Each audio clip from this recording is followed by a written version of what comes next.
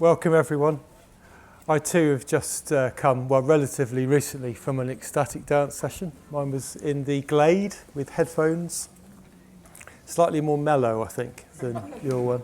A bit more suitable. The title of my talk is The Tree, the Snake and the Goddess, Exploring the Buddha's Relationship with Nature. I really like my title. So that's, now I hope to deliver.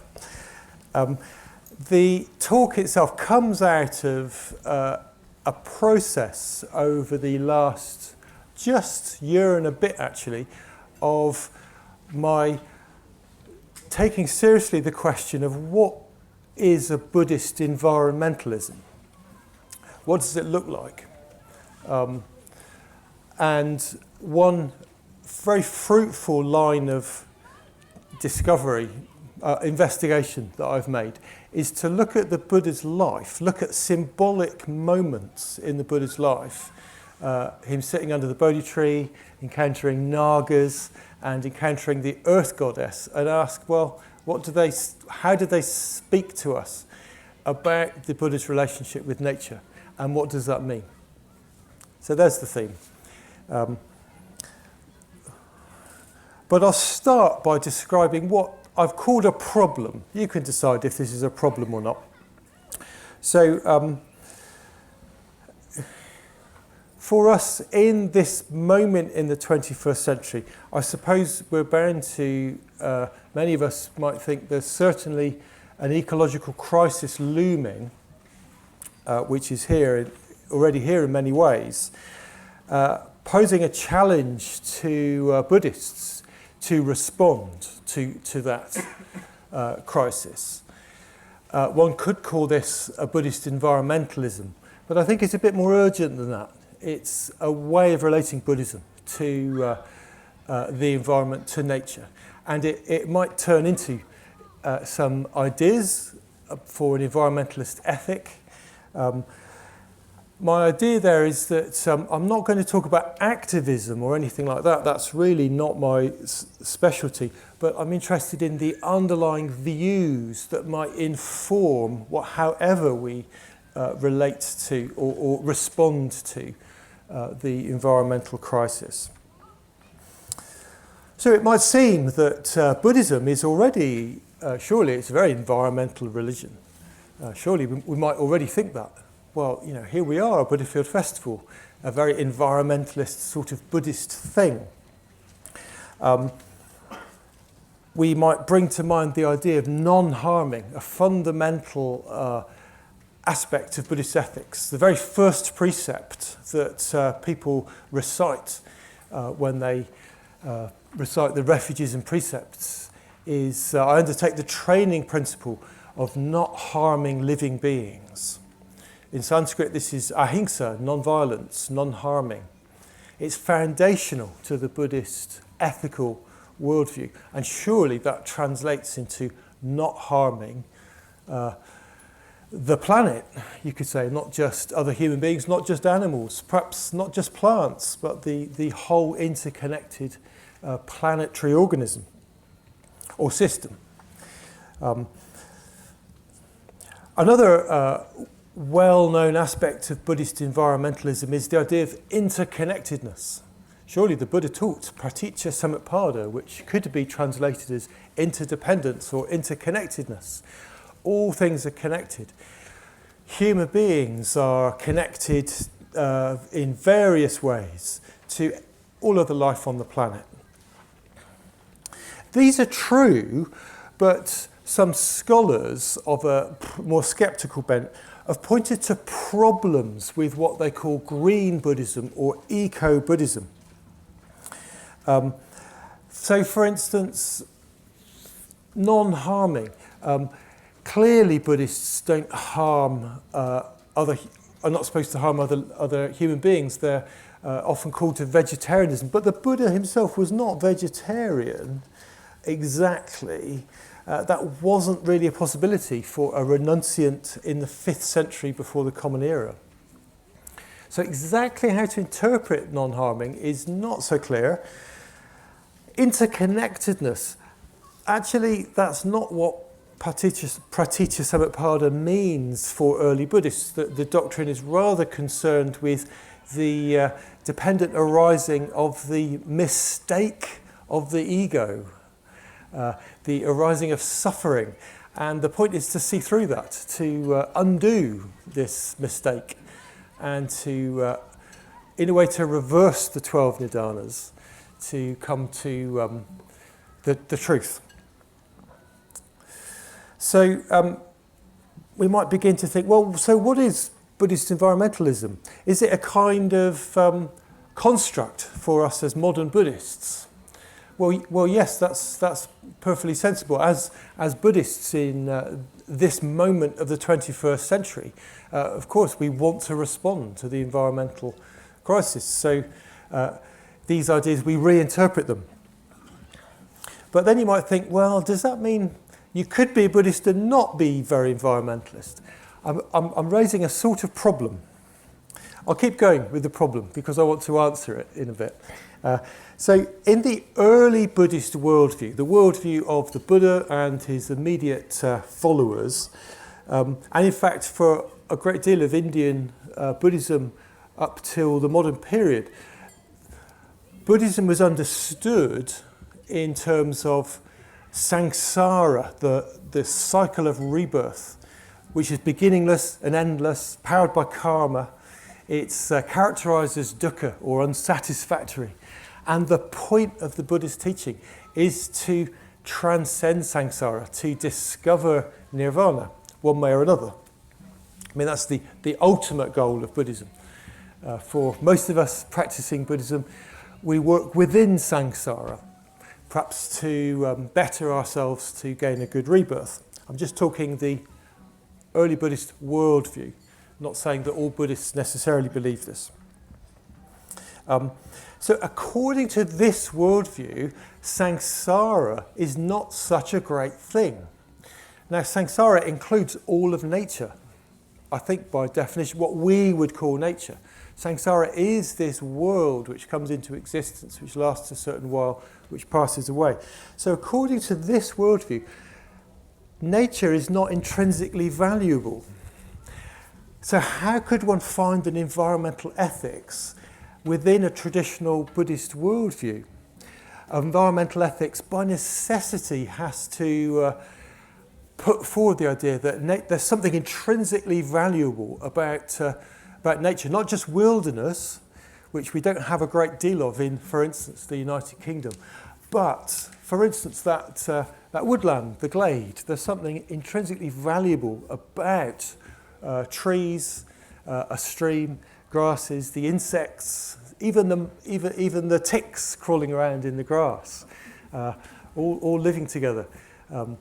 Something intrinsically valuable, which means there's something wrong with wantonly somehow destroying or even injuring it for the sake of human greed or interests. Question then, how does Buddhism value nature? Now also consider an image from early Buddhism. The image that the Buddha teaches a simile of the way to awakening, the way to nirvana, as being like a path to a ruined city. So the Buddha says, it's like this, monks. Someone's wandering through the jungle and discovers an ancient path leading to a ruined city. And the Buddha says, well, that's his teaching. He's discovered the Noble Eightfold Path that leads to the city of Nirvana. So rebuild that city, one would say to the king. And likewise, the Buddha has rebuilt this ancient teaching. Now, according to this kind of image, you might think, it seems like the Buddha's comparing Nirvana to a city, to a symbol of civilization, rather than of unspoilt nature. Personally, I don't think this is a very strong objection. It's simply a simile.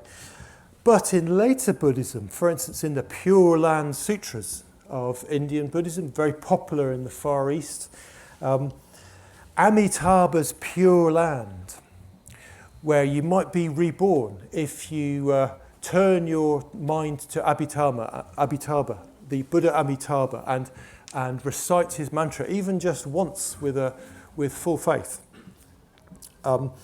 Amitabha's pure land is described as a place of kind of marble granite floors, different colours, and jewel trees. There's a few singing birds, but they're a bit mechanical. They sing the Dharma, but they're not quite blackbirds.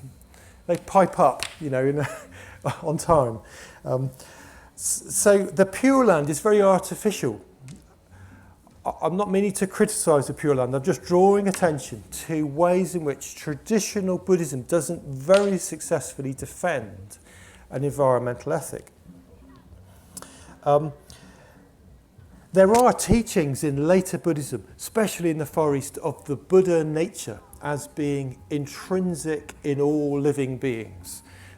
So the Buddha nature, that in us, which is not just the potential for awakening, but which actually is the Buddha awakening, and yet we don't notice it or don't honour it. That Buddha nature is not just in humans, not just in animals, not just in the grasses and trees, but in rocks. This has got a bit more potential, I feel, and yet it's rather mystical. Personally, I find it very hard to know exactly what's meant in these teachings, which come from Chinese Buddhism, from Zen teachers. If any of you have got some great insights, do share them at the end. I'd be quite interested to know. So, to sum up this problem I'm posing, Buddhism doesn't necessarily seem to support a full-on environmental ethics. And yet, when we think about this a bit more, why should it? Why should any pre-modern religious tradition have foreseen the way in which human culture has come to a point where we could seriously threaten the climate, for instance, or seriously threaten biodiversity such that we're looking at a sixth mass extinction event? I suspect it wasn't even on the horizon for anyone before the beginning of the 20th century. The jungles of India spread almost infinitely, or so it would seem, teeming with wildlife, much of it dangerous. No wonder that civilization would be valued. Now, the Buddha describes the value of going to the jungle to meditate. So there's no doubt that early Buddhists right through the history of Buddhism have valued natural places, but it's kind of for the sake of meditation. There's an anthropocentric sort of twist, even in the positive images of nature in the Buddhist tradition. Anthropocentric means putting human beings at the centre of our system of values. So what's great about nature is that we can go and meditate peacefully there. We can go and realise nirvana there. So again, this is part of the problem. So, but then again, why should Buddhists have worried about an ecological crisis? An ecological crisis which in many ways comes from a very modern experience of being human, of being alive, which is to be separate from nature. There's aspects of the way modern life has built up, the way the Industrial Revolution has changed our experience of the world, the way being participants in a capitalist system has changed the way we relate to natural resources, which is that we experience ourselves as being separate from the nature of on which we depend.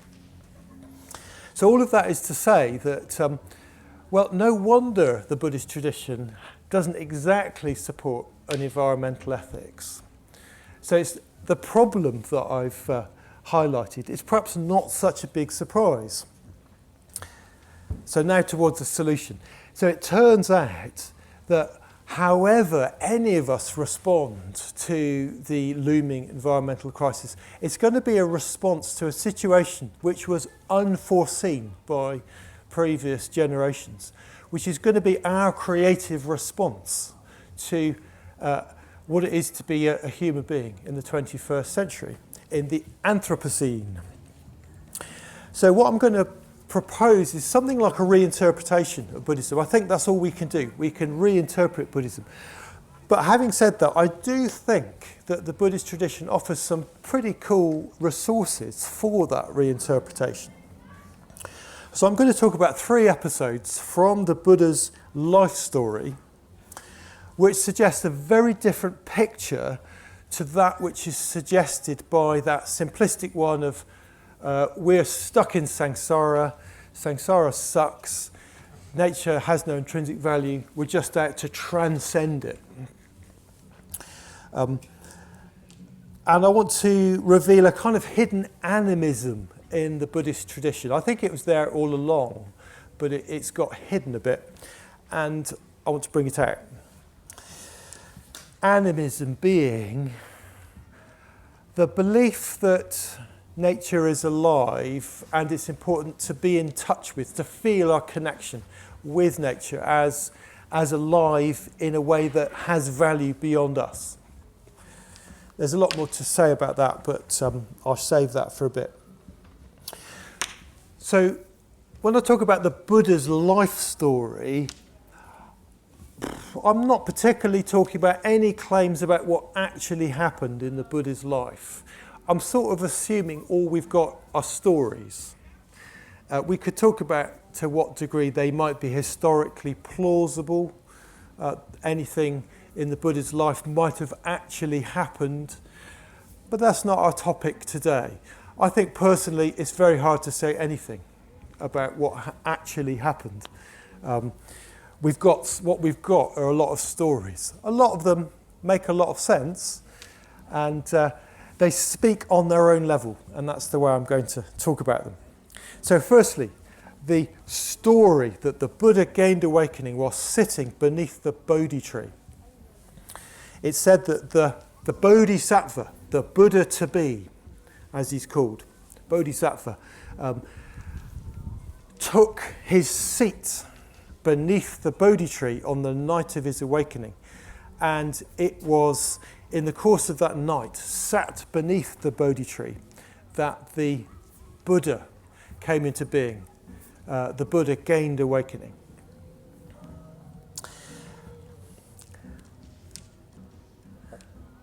In a way, it's easy to imagine that this is simply a tree.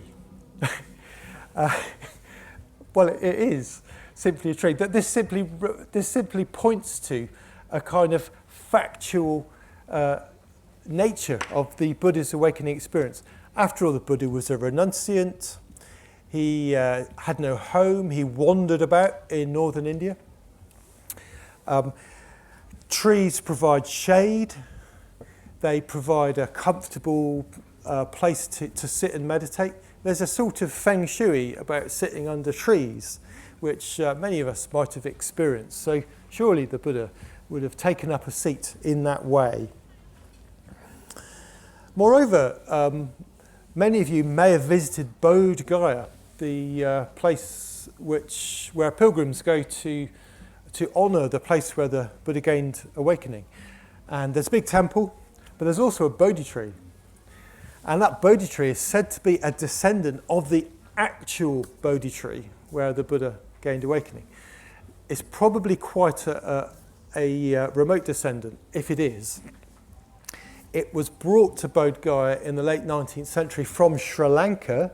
Sorry, a seedling was brought to Bodh Gaya from Sri Lanka, where there's a Bodhi tree, reckoned to be a descendant of that original one, at a very important temple there, at Anuradhapura. I haven't been there myself. You can see photos.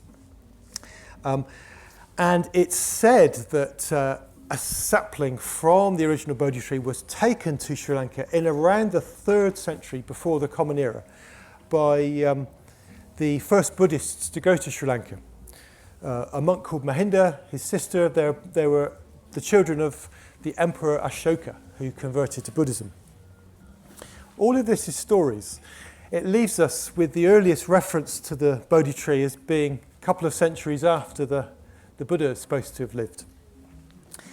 In the early Buddhist scriptures, in the Arya Pariyesana Sutta, the Buddha's own account of his quest for awakening, he mentions that he did stay in a very lovely grove of trees next to the river Niranjara, quite near to the village of Uruvela, where he went to beg for alms.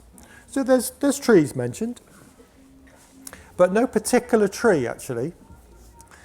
But in another discourse in the early Buddhist scriptures, which is probably, it seems to reflect a later sort of storytelling layer of the early Buddhist texts.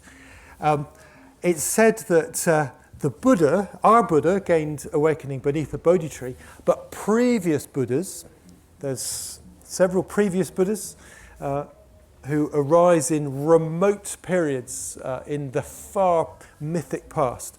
They were awakened under different trees, but nevertheless, all Buddhas awaken under trees of some sort or another.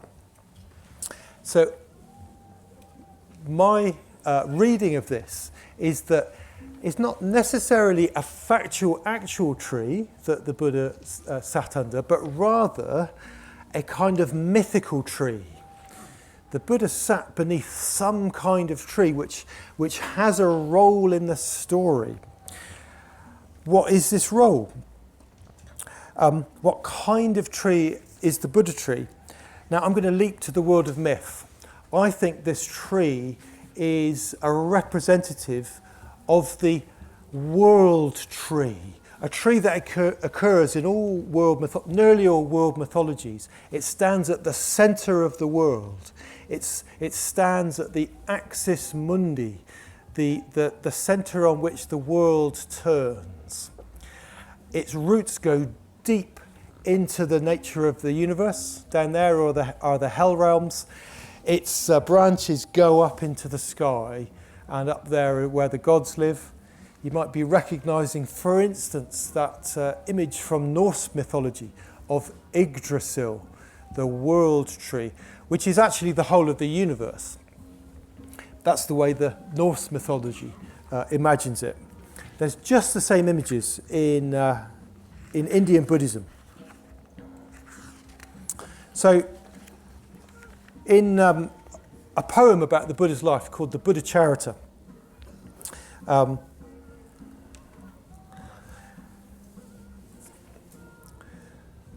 puts some verses into a mouth of a powerful deity who's talking to Mara, actually, trying to put off Mara from tempting the Buddha away from awakening. Then a certain living being, invisible, an exceptional spirit, standing high in the sky, seeing malevolent Mara, unjustly angry at the seer, spoke in a loud voice.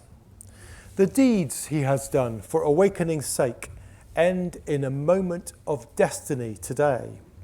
Exactly like the sages of old, he sits in just the same way, at the very spot.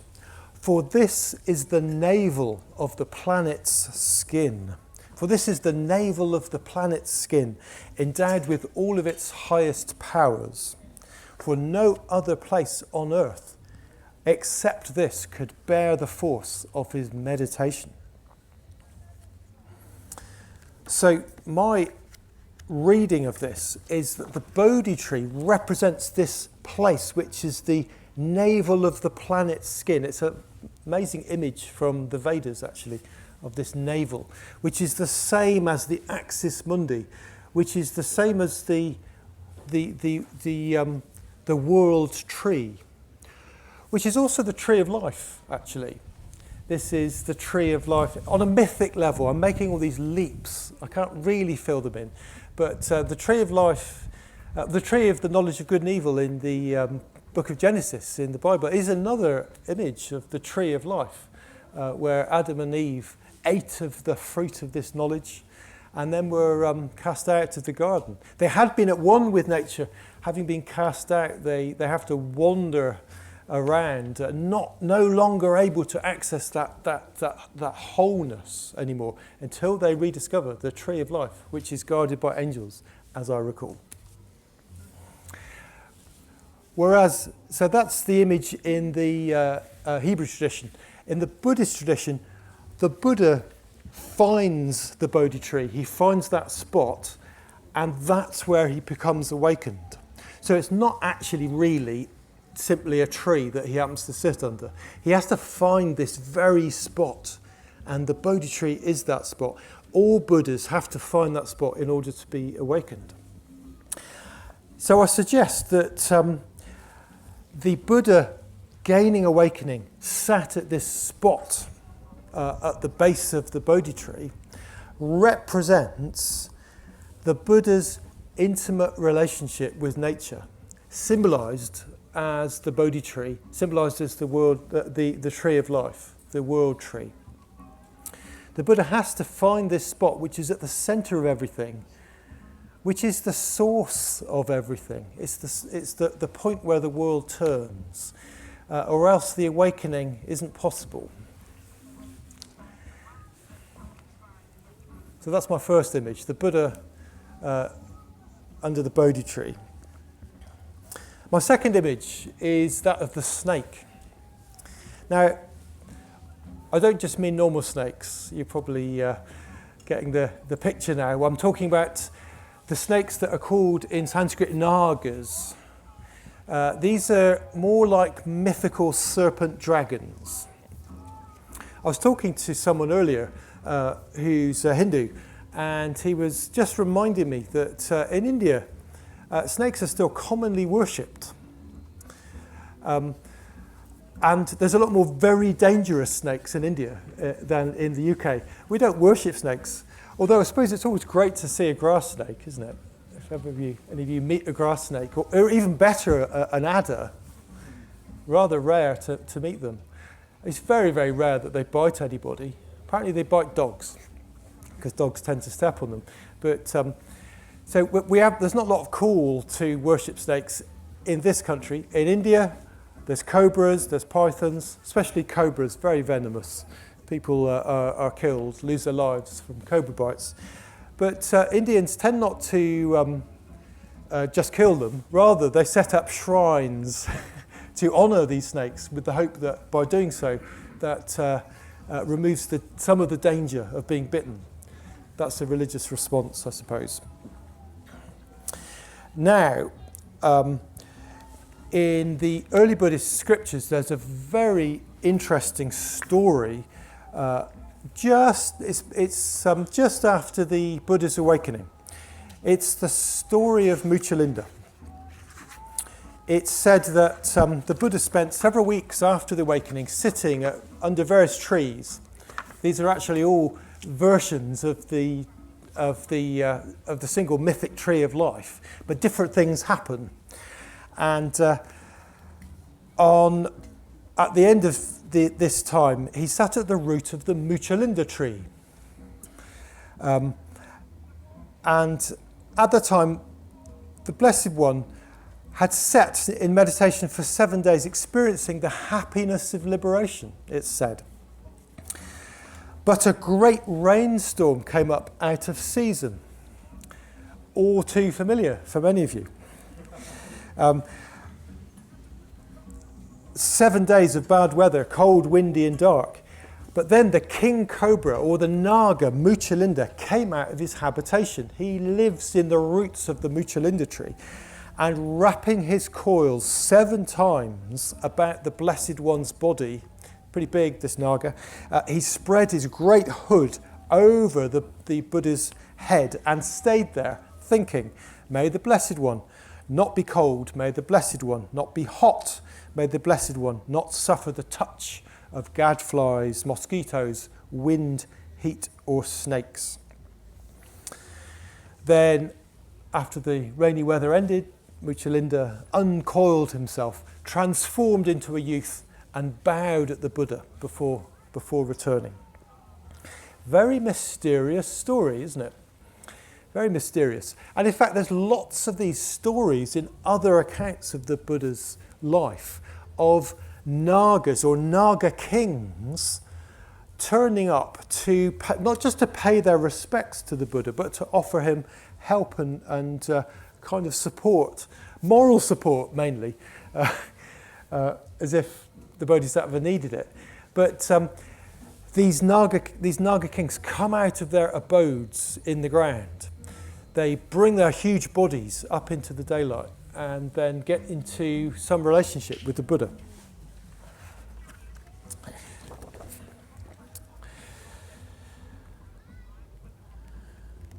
So, who are these nāgas? I've said that in some ways they're mythologized snakes, which are much more powerful in India than here. You're probably thinking that, well, hang on, there's a snake in the Garden of Eden, isn't there? Surely. And it wasn't that a bad one or something. Of course, it was the serpent that tempts Eve, you might recall.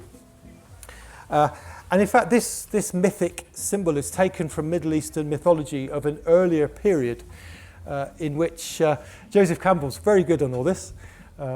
Joseph Campbell's an expert in mythology, and he points out that this story of the serpent in the Garden of Eden is a sort of theistic retelling of Middle Eastern mythology in which the tree and the snake and a figure who's a goddess are all aspects of the same kind of mythological image of nature. So perhaps it's not such an accident that there's a naga turns up around the time of the Buddha's awakening. Exactly how these mythic images get to India, to the Middle East, into Jewish myth, is a big question. We've got two options. Either there's a diffusion option, that these ancient images and stories and myths diffuse through the world in various times, or there's a more sort of mystical option that they reflect archetypal images of the human psyche. These days, diffusion theories tend to be preferred in academia, but that's not to say that archetypal sort of theories are completely impossible. In Western culture, we have mythology regarding dragons. I think the dragons represent something similar. Unfortunately, dragons in Western mythology are kind of there to be killed by knights on horses. You remember the story of St. George and the dragon. You might remember from Beowulf. There's a big dragon sitting on a pile of treasure, and he's killed by Beowulf, of course. And that story gets translated into The Hobbit by Tolkien. The dragon, it's called Smaug, is that right? Anybody remember the Smaug? Yeah. He's not a positive. He's not a good creature, is he? He's definitely not good. Intensely selfish and violent. That's the dragon image in Western culture. But I was turning this over with Maitri Devi, who some of you know, my partner, and she said, "Well, hang on, guarding treasure though, that isn't such a bad image. This image, the image of dragons, does in fact hold quite a lot of power, even in Western mythology. What is this treasure that dragons are guarding? Is this so very different from the image of the nāgas in Buddhist myth, who likewise are said to guard the treasure of the Prajna Paramita, the perfection of wisdom sutras, deep in the oceans, being these kind of wild, powerful forces of nature. They can convert to Buddhism. So Smaug, not so good, but actually there's aspects to dragon mythology that perhaps we should rescue a bit. Where I'm going with all this is that the nāgas, I suggest, represent chthonic images of nature. Chthonic, it's a great word, isn't it? Chthonic comes from chthonios, ancient Greek, meaning earth. You could just use a word like earthy. But chthonic sounds like the real thing, doesn't it? So I think the nāgas are these powers of the earth. They represent these powers of the earth. And powers of the earth are dangerous, they're amoral. That's very important. They're not necessarily good, but the Buddha somehow attracts the loyalty of the nāgas.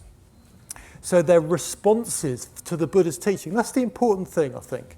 So I suggest that the story of Muchalinda, the image of the nāgas in early Buddhism, represents the Buddha in relationship with these deep powers of nature.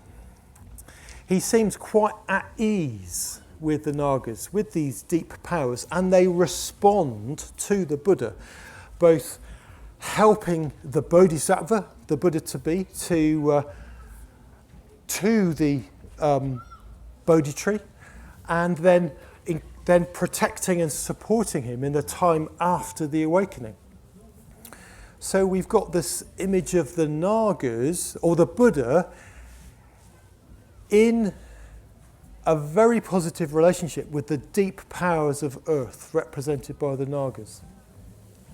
So we've got the tree, the Buddha in intimate relationship with nature, the nāgas, the Buddha in some sort of positive relationship with these deep powers, more dynamic sense of nature. So this leaves the goddess. The image of the goddess actually only crops up several centuries after the Buddha's time. It becomes a feature of the life story of the Buddha in texts written about 500, more than that even, 600 years after the time of the Buddha. You could think, oh, that means they're not very authentic or something. But I'm not taking that line at all. I'm rather suggesting that stories came into existence which gave expression to how Buddhists of that time felt about the meaning of the Buddha's awakening, what it meant to them. I think in some ways so the story that came up is that the Buddha, on this night of his awakening, was assailed by Mara, the tempter. Mara is another interesting figure. He sort of represents samsara, you could say, the forces that would keep us in conditioned existence within the Buddhist worldview. He's wily, he's powerful, he's got tricks up his sleeve, he's got good-looking daughters, he's psychologically very hard to outwit, if that makes sense. He's there in early Buddhist texts, but not this particular story. Mara is said to have brought the full force of his armies of temptation, fear, fearful, powerful danger to the Bodhi Tree to hassle the Buddha. Part of these stories, Mara challenges the Buddha and says, what right have you got to sit there? It's a quasi-legal sort of challenge. What are you doing claiming to have the requisite merit, the requisite preparations to become the Buddha?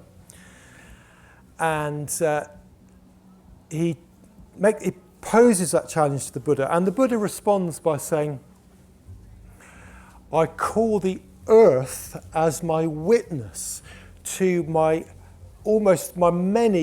countless lifetimes of effort on the spiritual path. and with an earthquake, a rumble, the earth goddess appears. And she appears in a very specific form. She half emerges from the ground. Only the top half of her human-like body appears, a kind of beautiful goddess figure in that Indian style, with very beautiful jewellery and all the rest of it. Half appears and she witnesses to the Buddha. She says, I've been here the whole time. I can witness to the Buddha's practice of the perfections, those qualities and virtues that make for the Bodhisattva's ability to become awakened. And Mara's rather outdone by this. I mean, he comes back with some other things in various stories, but that's the story, though. The earth calling on the earth god, the Buddha calling on the earth goddess as his witness. Now, it turns out, so this is obviously very important for these Buddhist storytellers, but it turns out that image of the earth goddess half rising out of the ground is an image that was borrowed into the story probably from sculptures in the Gandhara area of India, modern-day Pakistan, Afghanistan. In fact, the home of a Hellenistic culture. So Hellenistic means connected with ancient Greece. In fact, that bit of the world was conquered by Alexander the Great in the 4th century and retained Greek connections after that. And this image of the earth goddess half rising is found in images of Gaia in Greece. Not only that, but that scene of somebody asking, being challenged to produce some kind of evidence, a quasi-legal challenge, and then the earth goddess rising up. That's a theme in Greek mythology to which Gaia responds. So in fact, this earth goddess appearing to witness to the Bodhisattva's qualities, you could say is Gaia. But this is nice, given that Gaia has undergone a bit of a new life in modern Western culture after the work of James Lovelock, who's named the Earth as a single system. It's not quite an organism, but it's a self-regulating system upon which all life depends. He's called Gaia, so there's a sort of added scientific importance to Gaia, and Gaia retains her importance as a word for the goddess of life.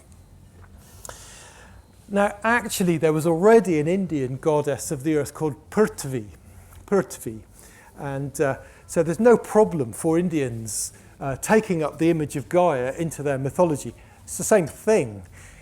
In fact, Indian and Greek culture shares a great deal of mythology, but including that of the earth goddess. In India, Prithvi, in Greece, Gaia. So one way or another, we've got this new story in which the Bodhisattva calls on Gaia, the earth goddess, Prithvi, to witness to him. And this particular story has become very popular in stories of the Buddha ever since. It's become sort of central, isn't it, to probably many of our, for many of us, the story of the Buddha's awakening will include this episode. So I think this also can be borrowed into a Buddhist environmentalism, in the sense that it shows that the Buddha's awakening depends quite crucially on the support and help of nature as a whole, symbolised by the earth goddess. That was always the case since this story came up, but it's even more relevant now. That's my idea. So I've talked about the Buddha under the Bodhi Tree, in intimate relationship with nature, the Buddha and the nāgas, the Buddha related to these powerful forces of nature, and finally I've talked about the Buddha and the goddess. The Buddha, in a way, dependent on the love and support of the earth goddess to overcome the forces of Mara and become the Buddha. So I can wrap up now. I can come up with a few concluding thoughts.